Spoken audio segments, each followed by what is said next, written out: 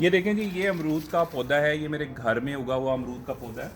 और ये जो अमरूद हैं, आपको पता है कि ये तकरीबन तमाम फलों से और सब्जियों से विटामिन सी में आगे है।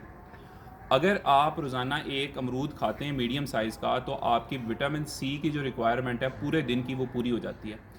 अक्सर सब्जियों से, इवन जो सिट्रस फ्रूट्स हैं जैसे माल्टा है, किन्नो है, लीमू है, लोग समझते हैं विटामिन सी का ख़जाना सिर्फ ये है, लेकिन अमरूद के अंदर विटामिन सी इनसे भी ज़्यादा है।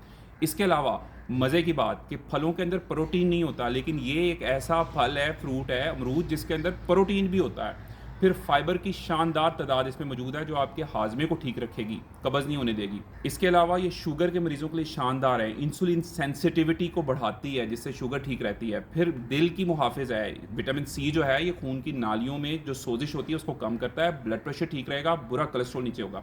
हर मौसम में जब गावा अवेलेबल हो, उसको रोज़ाना एक गावा सबको इस्तेमाल करना चाहिए। अगर ये मैसेज अच्छा लगा है तो अमरूद को अपनी खुराक में ज़रूर शामिल करें, चैनल को सब्सक्राइब करें और कमेंट्स में ज़रूर बताइएगा। Thank you.